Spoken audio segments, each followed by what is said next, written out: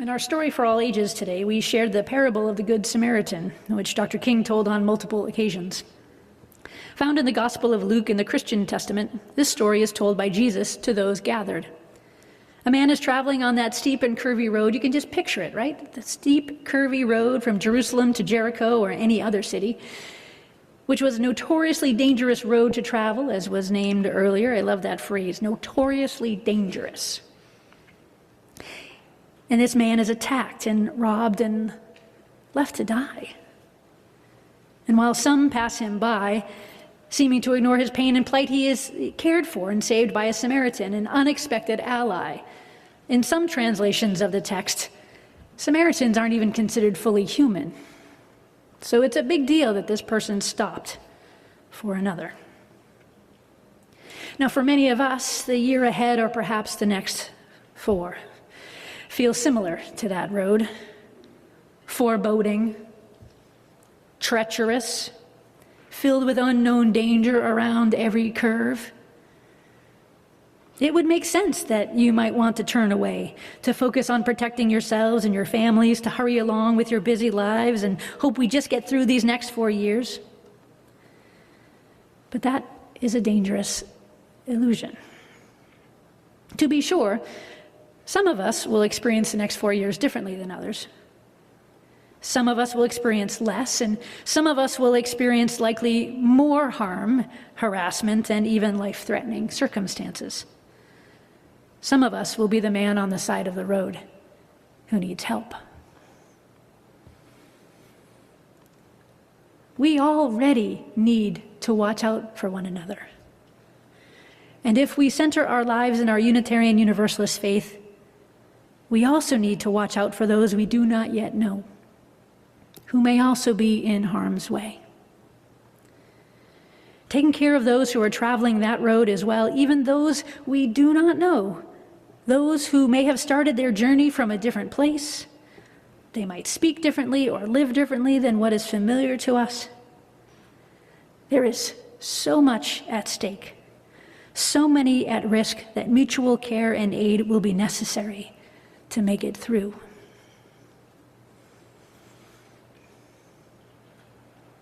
And there is more to do.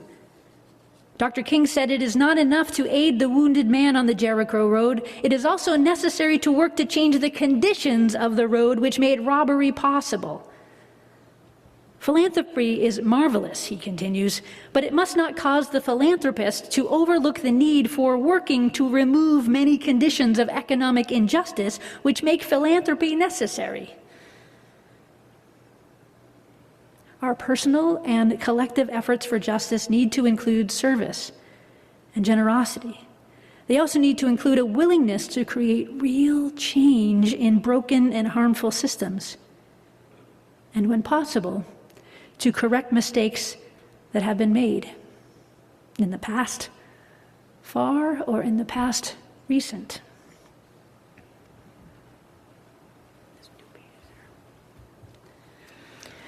This week, President Joe Biden has been working to correct some past mistakes. As shared by American historian Heather Cox Richardson, Biden righted the wrong embedded in the 1986 Anti-Drug Abuse Act. That law imposed a mandatory minimum of 5 years in prison without the possibility of parole for each possession of 5 grams of crack cocaine, which urban Black Americans favored, while the same penalty applied to 500 grams of powdered cocaine, the form of the drug favored by white Americans. That disparity has been a symbol of racial injustice in the federal justice system, and the U.S. Sentencing Commission called for its reform in April of 1995. 30 years later, Biden has shortened the sentences of 2,490 nonviolent drug offenders convicted of crimes related to crack cocaine. This change came too late for many impacted by unjust sentencing laws, and, as Dr. King taught, the time is always right to do what is right. We will also need to remember that doing what is right and trying to repair what is broken doesn't always result in the outcomes or changes that we're working for, at least not quickly. We need to support one another through frustration and disappointments and continue to move toward long-term goals. Wendy and I live in an older house here in Schenectady. Moving here 7.5 years ago included our first opportunity to buy a home together. And like many older buildings, the list of things that need repairing and replacing seems almost endless. We are grateful for the times that we can make progress on that list, either with help from professionals or from other folks with skills and experience, or by learning to do some small projects on our own. We had similar experiences in our many years of renting. These do-it-yourself projects often go something like this. We notice that something isn't working, and so we do some research to learn more about it and find out if we might be able to fix it. We think we can do it, but we need a new tool that we don't have to make it possible. We check to see if we can borrow the tool. If not, we do some research about which tool would be the best one for us and our budget. We try to buy the tool. It's out of stock. We wait. We finally get the tool, and then it sits in the box until we have a day off when we can learn how to use it. One or both of us learn how to use the tool. We try to fix the problem only to learn that another part is needed to complete the repair, or we realize that there is a bigger underlying issue, even bigger than the one that we were trying to fix. Does that sound familiar to anyone? Repairs and positive social change of all sorts take patience and commitment. And maybe we don't get to experience the completion. So we acknowledge the efforts, the lessons learned along the way, the small wins that do come, and we keep taking turns for the revolution. This is why we'll be celebrating on January 28th, when UUSS is one of the congregations across the country that qualified as a UU the Vote Good Trouble congregation.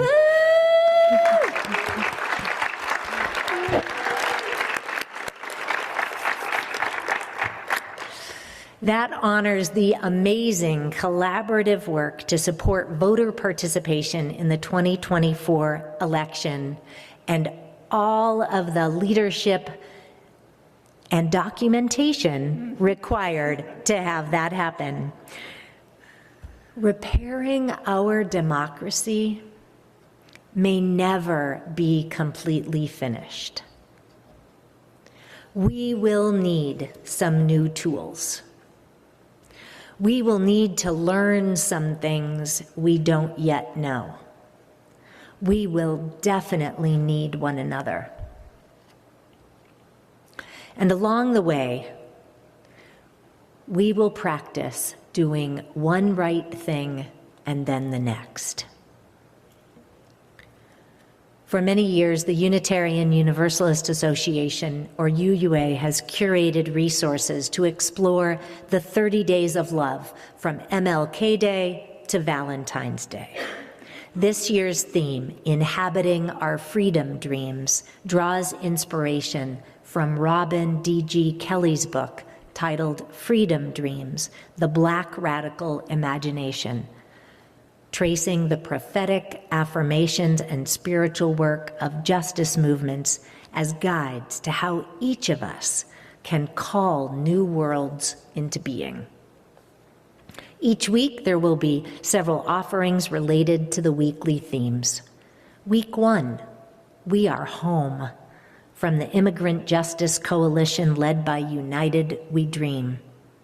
Week 2, Trans People Are Divine, from the creators of the Black Trans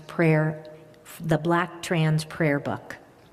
Week 3, Water is Life, from the Standing Rock protests against the Dakota Access Pipeline. And week 4, There Are Black People in the Future, from artist Alicia B. Wormsley.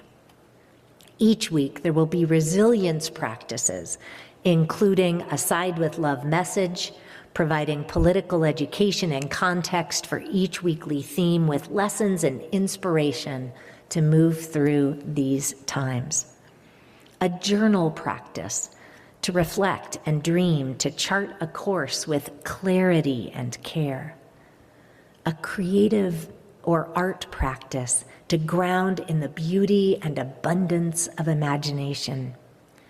A body practice to ground us in resilience and renewal. And a family-friendly, multi-generational activity that builds community as we take action for justice.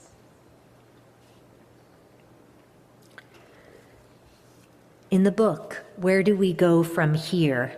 Chaos to Community, King wrote, in the male-centric language of his day, we are now faced with the fact that tomorrow is today. We're confronted with the fierce urgency of now. In this unfolding conundrum of life and history, there is such a thing as being too late. We still have a choice today.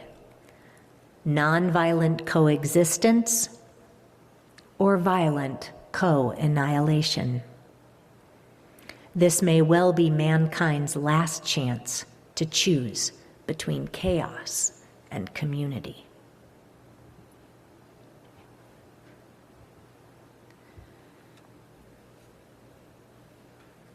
And we cannot control what others make for their choices. We can only make our own choices. What is the world we want? Imagine it right now in your own mind and heart. Picture it. The world you want to exist. Because if we can't imagine it, we can't create it. So in your mind, what is there? Who is there? How are we?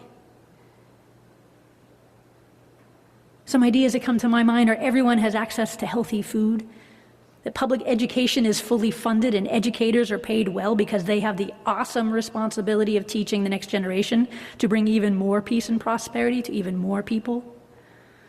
I imagine that the temperatures are what they are supposed to be. Major storms are rare rather than devastating every season in every part of the world. Mental health and other kinds of health care are available to everyone, not just those who can afford it. We protect habitat and species stop going extinct at a rate that is so out of balance. Lies are no longer tolerated. We work together for the common good rather than individual gain. Capitalism is replaced with an economic system that works for everyone. Religious communities respect one another, and we have all the funding we need. You might add more ideas. We would add more ideas to that, but picture it. Keep imagining it. Keep picturing it. Keep imagining it. Just keep doing that, because we need to hold to that dream. We need to hold to who we want to be, because we are going to face everything that is against that.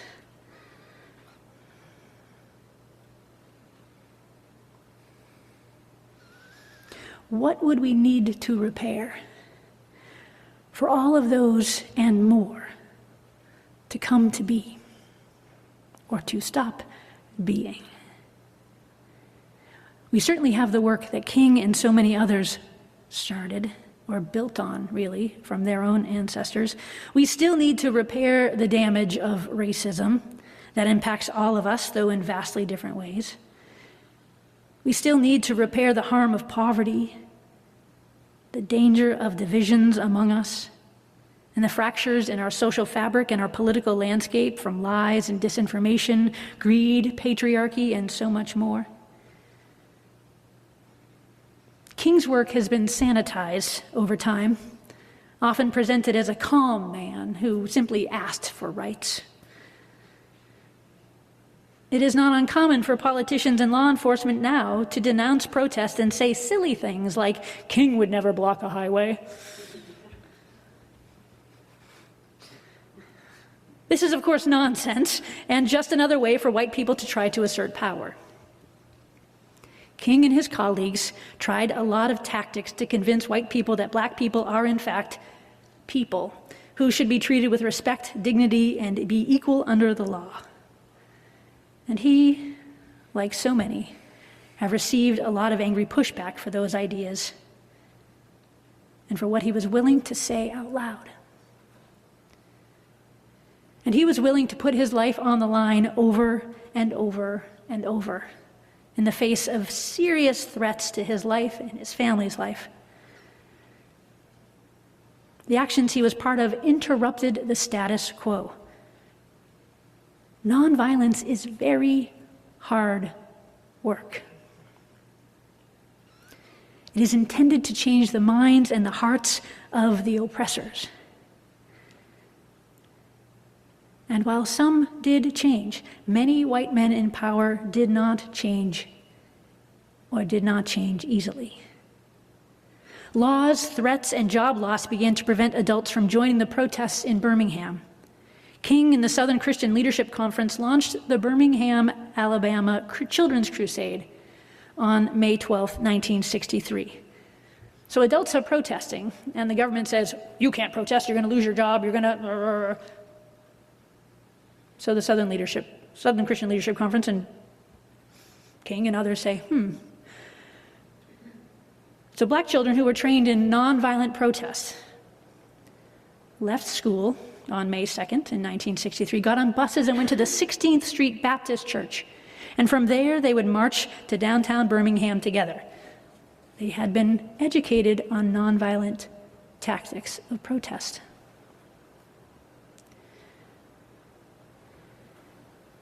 And when they were there, downtown, police began to arrest them. They arrested all the children and youth they could until the jails were overflowing. They were basically trying to intimidate them and their parents. But the next day, hundreds more joined. And the then Commissioner for Public Safety, Eugene Bull Connor, ordered police to bring dogs and batons and high-powered fire hoses to attack the young protesters. You've probably seen footage, either because you were alive at the time or have seen it since. And we saw them because newspapers and news channels caught the images and were willing to show it. And that sparked outrage. Finally, people were starting to wake up to what the heck was going on in Birmingham and other places. Now, Dr. King was one of the people who was jailed during those protests, and he was heavily criticized and blamed for putting children in harm's way. The focus was on him, instead of on the fact that the white Southern men, so-called law enforcement, were doing the thing that was wrong. We need to put blame where it belongs. Now, he could have lost heart, but as a man of faith, he prayed. And then he wrote his letter from Birmingham jail, which was a scathing indictment of many things, including the white liberal and the white male moderate clergy who were telling King he just needed to be patient and not push too fast for change.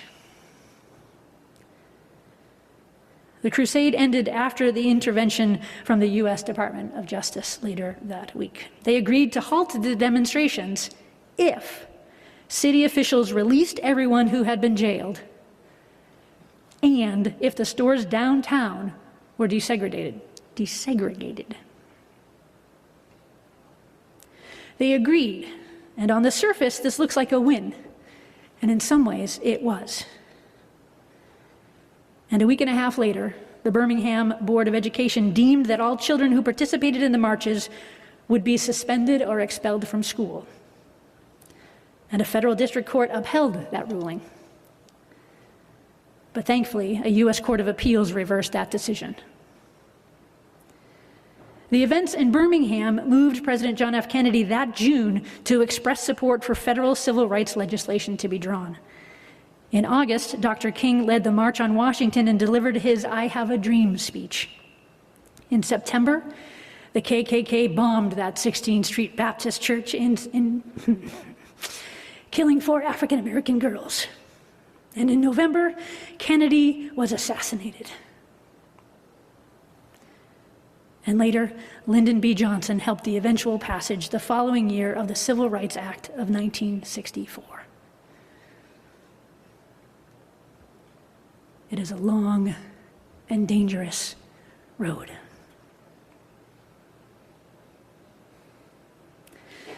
So many people over so many years did their part. Parts they didn't know were theirs to do, they just showed up. They showed up to the meeting, they showed up to the church, they showed up to the training, they showed up to the potluck, they showed up to the church, they showed up to sing. King was one of dozens of leaders who risked their lives, who followed the calling of their faith, who listened to their conscience to do what is right, to rise above the narrow confines of an individualistic concerns to the broader concerns of all humanity, as he said to the Morehouse graduates. And we have our part too, right now. We're not waiting for somebody like King to arise. We are the people we have been waiting for, as June Jordan said, and as I have said from this pulpit many times. We need to enact what we can imagine into the world to be. Let us travel the road to get there, to that world that we long for. Let us travel together. Even as that road is long and winding and steep and treacherous and dangerous. Another famous preacher, the Reverend Dr. Howard Thurman, used the phrase, "Keep fresh before me the moment of my high resolve." Our resolve may falter in these coming days, but we have the power of our faith.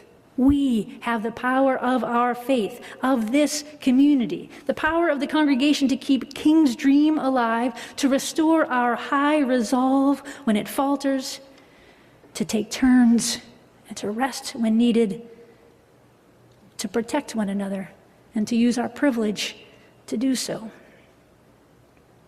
To use our power to make change for the good of all people, of all beings. And to imagine and then create that better world day unto day, where justice flows down like water and righteousness like an ever-flowing stream, is noted in the book of Amos. We can imagine a better world into being with our actions, with our courage, with our love, and with our minds stayed on freedom. We can imagine a land where there will be justice. There will be freedom, kindness, compassion, conflict resolution that does not involve violence, reproductive justice, racial justice, an end to trans and heterophobia. A place where we can love one another without being afraid. A place where when we are different from our neighbor, we get to get curious and learn more about them, and they about us. Where we value difference and celebrate what we have in common. Will you come and go with me to that land that we can imagine together? Because I really want your company. I really want what you can imagine into being to come to fruition.